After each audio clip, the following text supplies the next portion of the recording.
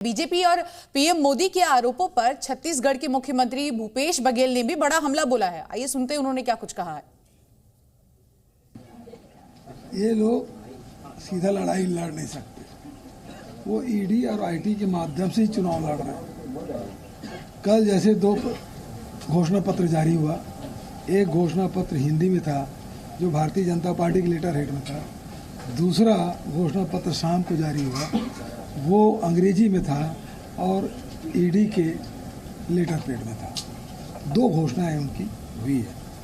अभी ये प्रधानमंत्री जी कहें दुबई के लोगों से क्या संबंध है, मैं आप पूछना चाहता हूं दुबई के लोगों से आपके क्या संबंध है?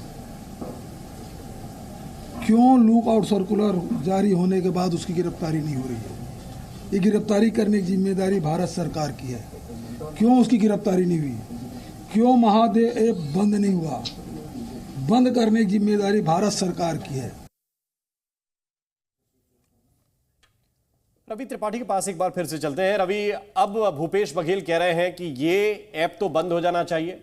दुबई से अगर कोई मामला है तो जाहिर बात है केंद्र सरकार का मसला है, उस पर एक्शन होना चाहिए। और यही कुछ बात कुछ देर पहले जयराम रमेश की जो प्रेस कॉन्फ्रेंस थी उसमें भी बहुत जोर शोर के साथ कांग्रेस ने उठाया है। यह काउंटर का तरीका है कि आरोप आप वैसे ही पलट कर लगा दीजिए?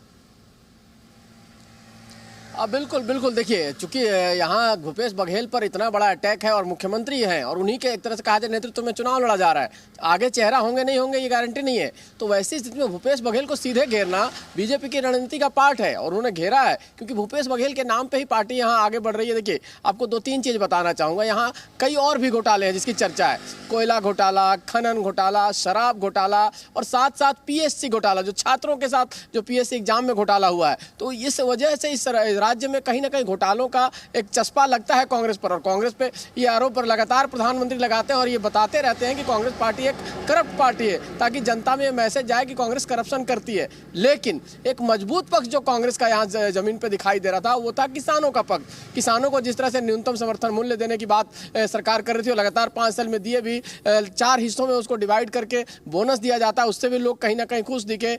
और साथ साथ जो अभी हाल में कर्ज माफी की बात भूपेश बघेल ने एक रैली में की, उससे उनकी छवि एक मजबूत छवि हुई थी। तो कहीं ना कहीं सीधे भूपेश बघेल को अटैक करके उनको कमजोर करके, क्योंकि मुकाबला बहुत टाइट है।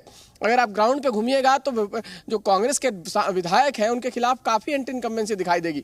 22 विधायकों का टिकट काटा गया है, सिटिंग विधायकों का। बावजूद इसके जो और विधायक हैं 50 के आसपास, उनके खिलाफ उतना ही एंटी इनकम्बेंसी जमीन पे दिखाई दे रहा है। तो कहीं ना कहीं कांग्रेस के खिलाफ कई सारे मुद्दे हैं। एक मुद्दा अगर किसानों का पक्ष में है, साथ साथ एक स्कूल का मुद्दा जो है वो पक्ष में है, तो बाकी सारे मुद्दे उनके विपक्ष में। और घोटाला साफ तौर पर जब चुनाव होता है तब इस तरह से आरोप प्रत्यारोप का दौर भी देखने को मिलता है और यही समय होता है जनता का जो वो सही इंसान को चुने। बहुत बहुत धन्यवाद आप दोनों का इस तमाम जानकारी के लिए। जी न्यूज़।